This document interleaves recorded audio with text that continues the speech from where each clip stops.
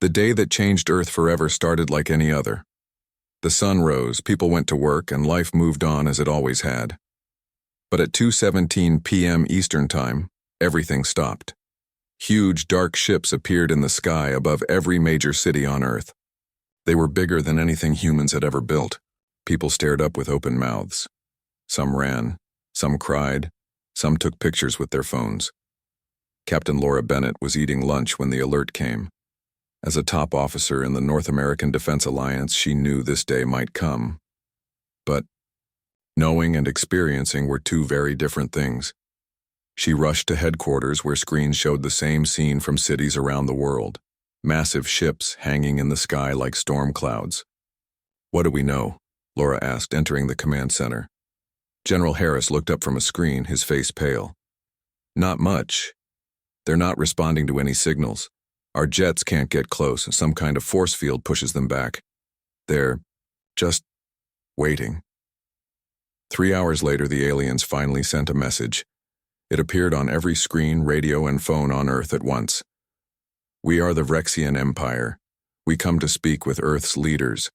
Choose your representatives. You have 6 hours." World leaders scrambled to organize. Who would speak for all of humanity? After heated debates, they selected a small group: the UN Secretary General, leaders from major nations, top scientists, and military representatives, including Laura. "Why me?" Laura asked when told she would go.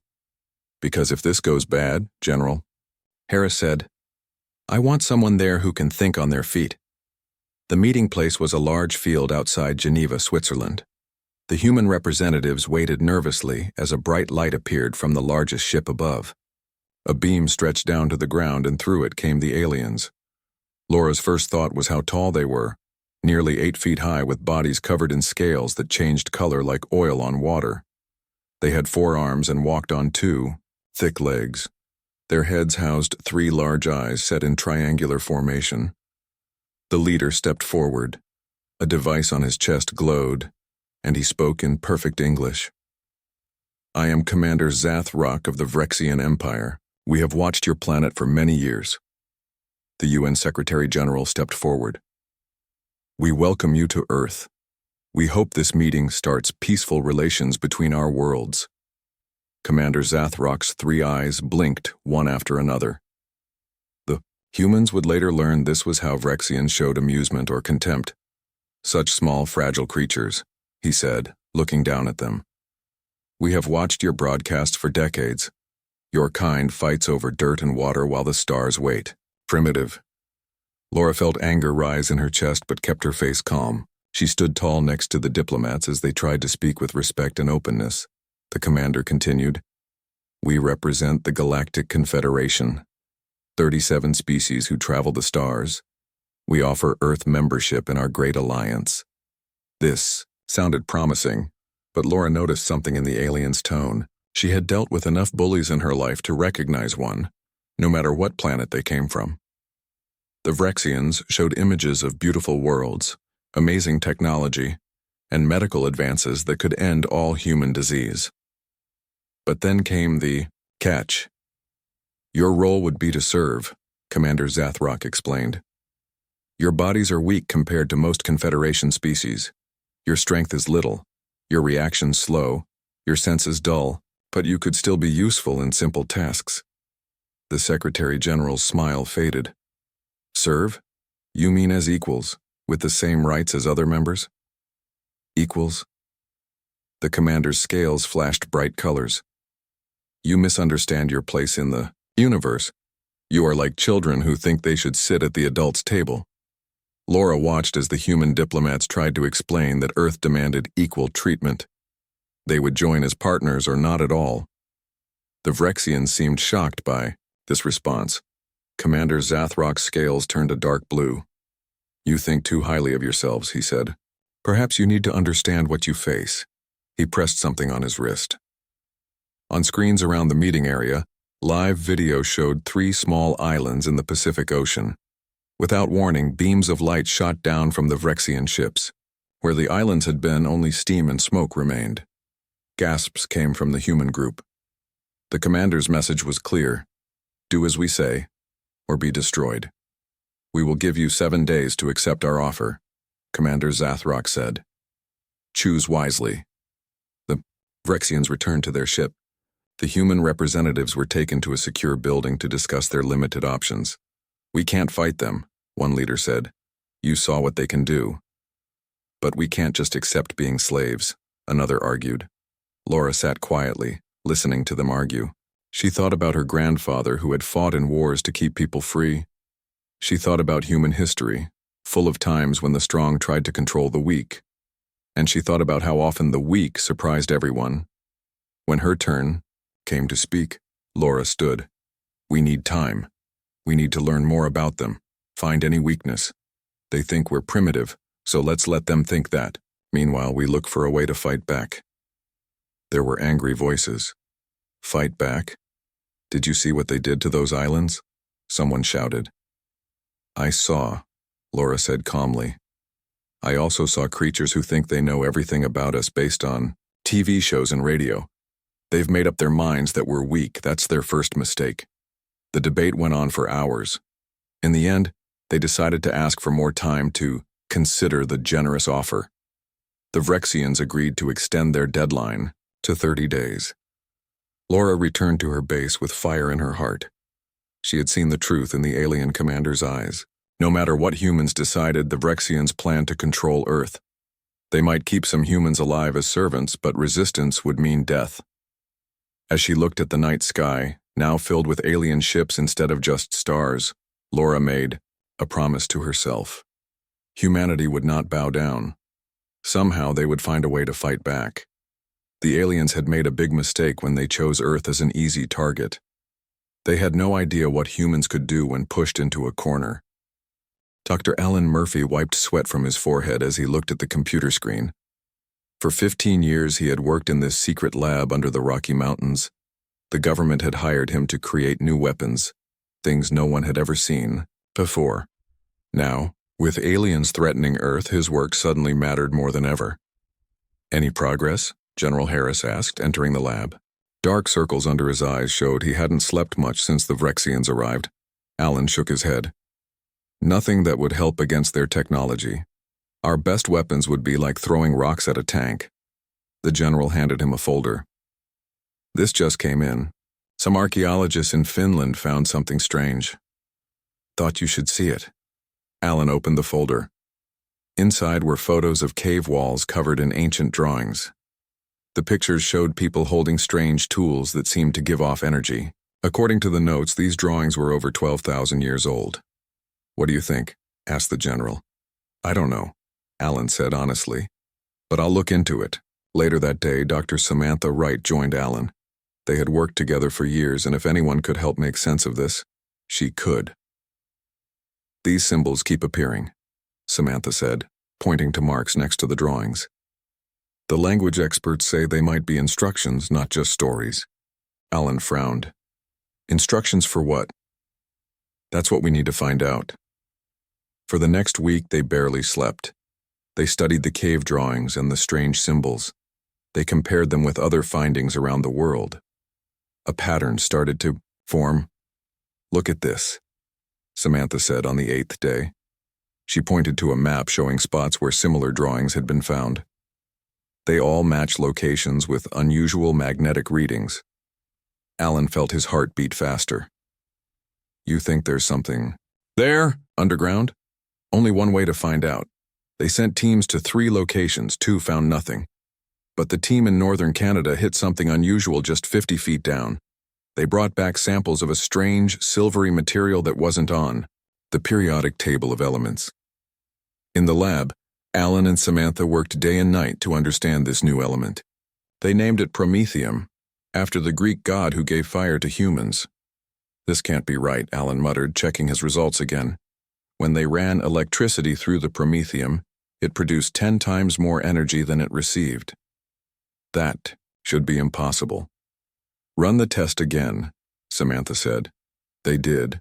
Same result. Then they tried something else. They attached a small piece of promethium to a simple hammer and struck a metal plate. The plate didn't just dent. It shattered completely.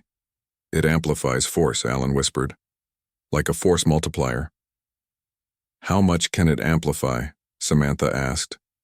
I don't know, but a lot. Meanwhile, Captain Laura Bennett traveled between military bases helping prepare Earth's defenses. But everyone knew the truth. Their weapons would do nothing against the alien ships. Laura was in Washington when she got the call from General Harris. We may have something, he said. Get to Colorado. Now. 18 hours later, Laura stood in the underground lab as Alan explained what they had found. It amplifies energy? She asked, looking at the small hammer they had made. Not just energy, Alan said. Force, movement, impact. When you swing this hammer, it doesn't just hit with your strength. It hits with your strength multiplied many times over. How many times? Alan and Samantha looked at each other. We don't know the limit yet, Samantha admitted. But in our tests, at least 100 times stronger. Laura's eyes widened. 100 times. So if I can normally swing a hammer with enough force to break wood, this could break steel, Alan finished. Maybe more. General Harris, who had been quiet until now, spoke up. Could we make enough of these to arm our soldiers? Alan shook his head. No, we've only found a small amount of promethium. There might be more out there, but we'd need time to find it. Right now, we only have enough for one full-sized weapon. Laura looked at the prototype hammer on the table. It wasn't fancy, just a simple design with the strange metal worked into it. But something about it called to her. I'll test it, she said suddenly. Everyone looked at her. What? General Harris asked. I'll test the weapon, Laura said more firmly. I have combat training. I know how to handle myself in a fight. This isn't about a fight, Alan said. We're still learning how this works. It could be dangerous. More dangerous than what happens if we do nothing, Laura challenged. The Vrexians will either enslave us or wipe us out. We have 17 days left before they want our answer. The room fell silent. She was right, and they all knew it. And they all... Fine, General Harris finally said. But we start with small tests. If anything seems wrong, we stop immediately. The next day, Laura stood in a reinforced testing room. Through thick glass, Alan and Samantha watched nervously. Laura held the prototype hammer, which felt strangely light in her hands. Start with just a light tap. Alan's voice came through the speaker. We've connected sensors to the hammer. They'll help it respond to your thoughts to control the power. Laura nodded. She focused on the metal plate in front of her and thought about using just a tiny bit of the hammer's power. She swung gently. The metal plate didn't just dent, it cracked in half. Laura stared in shock. Alan and Samantha cheered from the control room. That was at less than 5% power, Samantha called out. Over the next few days, Laura learned to control the hammer better. She could direct where the force went and how much to use. Sometimes the power made her stumble backward, but she was learning quickly. On the 5th day of testing, they set up a target made of the strongest metal they had, the kind used in tank armor. Are you ready? Alan asked through the speaker. Laura nodded, gripping the hammer tightly. This time she didn't hold back. She swung with all her strength, focusing her mind on full power. The metal target didn't just break, it exploded into pieces that embedded in the walls of the test chamber. The floor cracked under the impact point. Silence filled the room. Then Alan's voice came through, shaky with excitement. I think we've found our answer to the Vrexians. 2 months had passed since the Vrexian ships first appeared in Earth's skies. Their deadline had come and gone, but Earth's leaders had managed to buy more time by pretending to consider the aliens' offer. They sent messages with questions, requests for details and concerns about the terms. The Vrexians seemed annoyed but answered each time. But now their patience was running out. They're preparing landing ships, General Harris told the Emergency Council. Images on the screen showed smaller craft leaving the main Vrexian ships. Our spy planes spotted them. They look like they're getting ready to land troops. The room fell silent. Everyone knew what this meant. The Vrexians were tired of waiting and planned to take what they wanted by force. Laura Bennett sat quietly, thinking hard. For the past month, she had trained with the promethium hammer every day. She could now control its power with her thoughts. She could make it hit with just enough force to knock someone down, or with enough power to shatter concrete walls. But was it enough to face the Vrexians?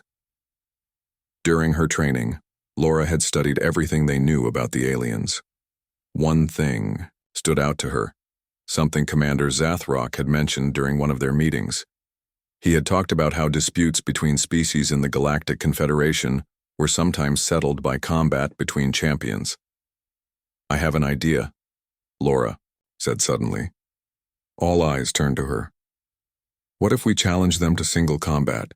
General Harris frowned. "What do you mean?" Commander Zathrock once mentioned something called the Right of Combat Challenge. It's a tradition in their culture. When two groups have a dispute, they can settle it with a fight between chosen representatives instead of going to war. "And you think they'd agree to that?" asked the president. "They might," Laura said. "From what we've learned about their culture, they value shows of strength and courage, and they're confident in their physical superiority over humans. They might accept just because they think it would be entertaining to watch a human lose." "Even if they agree," said one scientist, "how does this help us? They are stronger, faster, and better armored than we are." Laura smiled slightly. "They don't know about the hammer." The council debated for hours. Some thought Laura's plan was crazy. Others saw it as their only hope. In the end, they agreed it was worth trying. The next day, Laura stood before a camera that would send her message directly to the Vrexian command ship. "Commander Zathrock," she said, looking straight into the camera. "I am Captain Laura Bennett of the North American Defense Alliance. On behalf of Earth, I wish to invoke the right of combat challenge." For several long minutes there was no response. Then the screen flickered, and Commander Zathrock's scaled face appeared. "Captain Bennett," he said, his three eyes blinking in that way that showed amusement. "You surprise me. I did not expect humans to know of this tradition, much less invoke it." "We have been studying your culture," Laura replied. "We wish to resolve our differences honorably." The alien commander seemed to consider this. "You understand what you ask? One champion from your world will face one from ours in combat. The winner's terms will be accepted by both sides." "I understand." "And who would be Earth's champion?" Zathrock asked. "I would," Laura said firmly. All three of the commander's eyes widened at once, a sign of genuine surprise. "You?" he said after a moment. "A female of your species?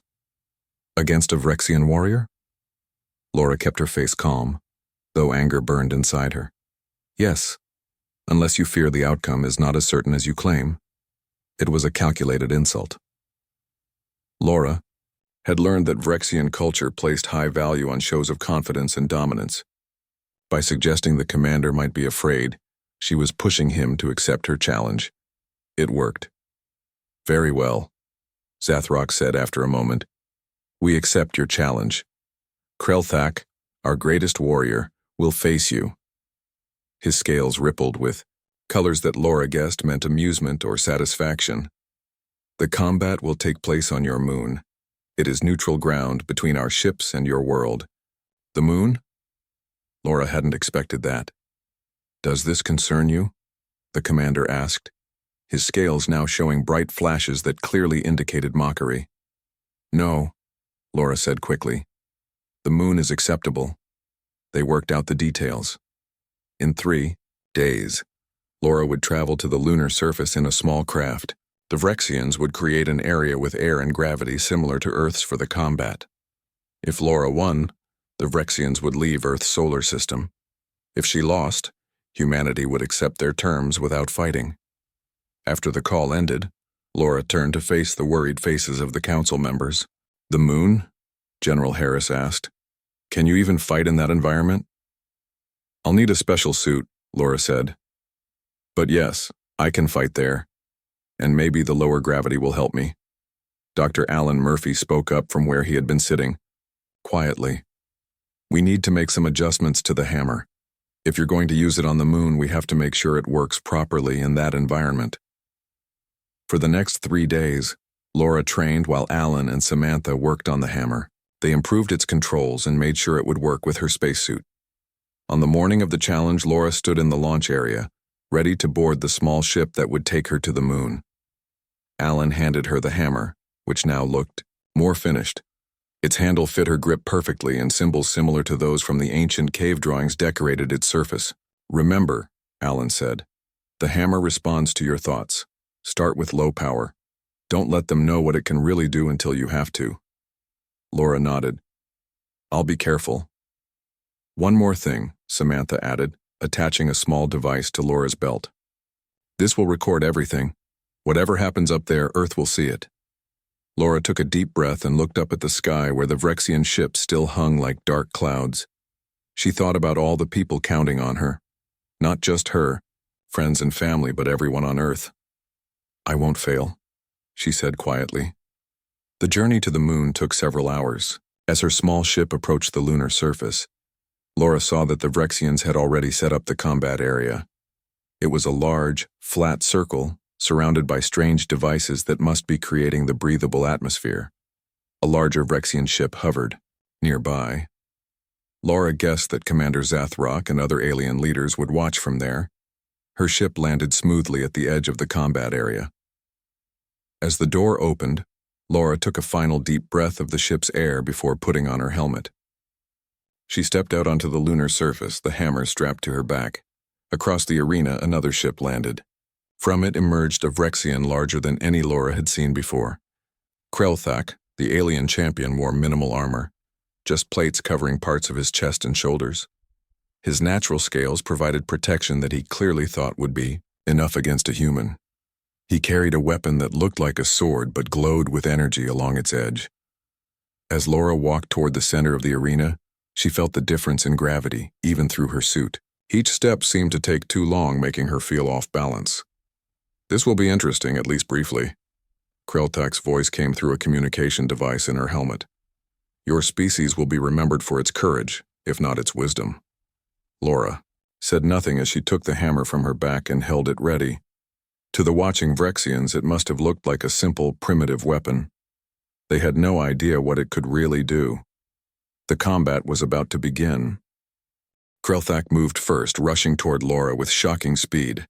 Even with the moon's lower gravity, the alien warrior was incredibly fast. Laura barely managed to dodge his first attack, the energy blade slicing through the outer layer of her spacesuit. "First blood to me," Krelthak said through the communication system. Laura didn't reply. She needed all her focus. The spacesuit made her movements slower than she liked, and she was still getting used to the strange feeling of lunar gravity. The Vrexian circled her, clearly enjoying himself. To him, this was just a show, a chance to demonstrate his species' superiority. His three eyes watched her carefully, looking for weakness. "Your determination is admirable," he said as he prepared for another attack. "But your biology limits you. No amount of courage can change that." Laura knew he was trying to distract her. She kept her eyes on his movements, waiting for her chance. Krelthak lunged again, faster than before. This time, Laura didn't try to dodge completely. Instead, she turned just enough to avoid a fatal blow, then swung the hammer, not at the alien, but at the lunar surface beside her. She focused her mind on a low power setting, just enough to create a distraction. The hammer hit the moon's surface with a controlled burst of energy that sent dust and small rocks flying upward, temporarily blinding the Vrexian. Using the moment, Laura jumped backward. In the low gravity, she soared much farther than she expected, landing awkwardly but safely out of the alien's immediate reach. When the dust settled, Krelthak looked around in confusion. When he spotted Laura several yards away, his scales flashed with surprise. "Clever move," he acknowledged, "but futile. This combat can only end one way." Watching from Earth and from ships in space, millions held their breath. The Vrexians watching from their command ship were chittering to each other in their strange language, scales flashing with colors that showed their amusement and confidence. Commander Zathrock watched with all three eyes focused intently. Something about the human strategy puzzled him. Why was she using her weapon on the ground rather than attacking directly? The fight continued for several minutes. Laura couldn't match the Vrexian's speed or strength, but she used the hammer strategically, creating distractions and obstacles. Each time Krelthak got close, she would strike the ground to create dust clouds or small craters that slowed him. Down! Stop playing games! Krelthak finally shouted in frustration. Face me properly! Laura knew she couldn't keep this up forever. Her suit's oxygen wouldn't last indefinitely, and eventually she would make a mistake. It was time to show more of what the hammer could do. When Krelthak charged again, Laura stood her ground. Just as he swung his energy blade, she swung the hammer to meet it, this time with more power flowing through the promethium. The weapons collided with a flash of light that was visible even from Earth. The energy blade didn't cut through the hammer as the Vrexian had expected. Instead, the hammer knocked the blade aside with such force that Krelthak stumbled, nearly falling. For the first time, real concern showed in the alien's eyes and in the color of his scales, which darkened to a deep blue. What is that weapon? He demanded. Laura allowed herself a small smile inside her helmet. Just a hammer. But it's a human hammer. On the Vrexian command ship, the observers had gone silent.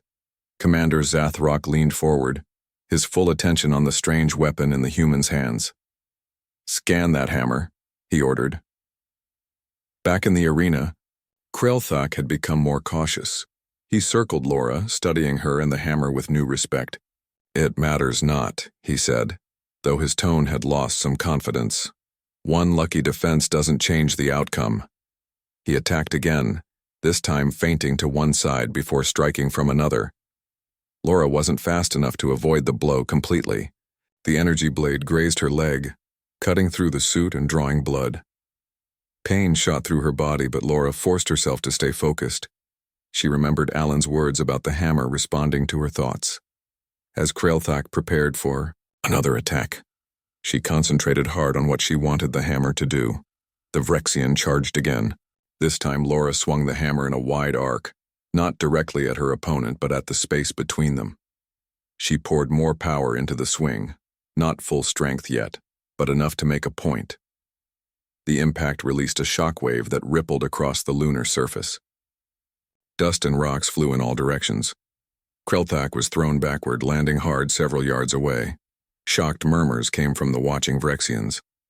This wasn't supposed to happen. A human shouldn't be able to do this. Krelthak rose slowly, his scales now pulsing with dark red colors. Laura recognized this as a sign of anger.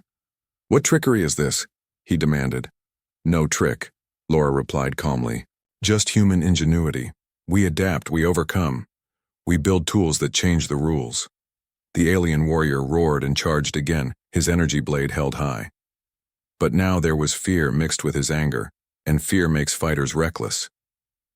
Laura stood her ground. As Krelthak reached her, she ducked under his wild swing and brought the hammer up with more power than before. It connected solidly with the alien's armored chest. The impact sent Krelthak flying across the arena. He crashed into the dust, rolled several times, and lay still. For a moment, everyone thought he might be dead. Then, slowly, he moved, pushing himself up on shaking arms. His armor was shattered, green blood seeping from cracks in his scales. One of his 3 eyes was closed, damaged in the fall. Impossible, he gasped. Laura walked toward him, the hammer ready. Each step left a clear footprint in the lunar dust. Small human footprints that would remain there for thousands of years. A permanent record of this moment. Do you yield? She asked when she reached him. Krelthak looked up at her, then at the hammer in her hand. His scales had turned a pale yellow, a color Laura hadn't seen before. I yield, he said finally. A collective gasp went through the watching Vrexians. In their entire history, no champion had ever surrendered in a combat challenge. Tell your people, Laura said. Her voice transmitted not just to Krelthak, but to all watching Vrexians, that humanity will not serve. We will not be slaves. We stand as equals in this galaxy, or we stand alone. 6 months later, Laura stood at a window in the New Earth Embassy to the Galactic Confederation. The view showed stars she had never seen from Earth. This building was on a distant planet called Nexus, where representatives from all spacefaring species met. After the combat on the moon, everything had changed. The Vrexians had kept their word and left Earth's solar system. But word of humanity's technology spread quickly. Other species, curious about the people who had defeated the mighty Vrexians, soon made contact. Scientists had found more promethium deposits on Earth. Alan and Samantha led teams developing new applications for it, not just weapons, but energy. Sources, medical devices, and space drive systems. Earth had joined the Galactic Confederation, not as servants, but as full members. Laura now served as Earth's first ambassador. A tall, blue-skinned alien approached her. "Ambassador Bennett, the Council is ready for Earth's presentation." Laura nodded and turned from the window. In her hand, she held a small model of the hammer that had changed humanity's future. It had become Earth's symbol in galactic affairs, a reminder that appearances can be deceiving, and that sometimes the most unassuming species can wield the mightiest hammers. As she walked to the council chamber, Laura thought about how far humanity had come in such a short time. They had faced extinction and emerged stronger. They had been mocked and underestimated, then earned respect. The universe was vast and full of wonders, and now humanity would explore it as equals, not as servants. All because they refused to accept the limits others tried to place on them.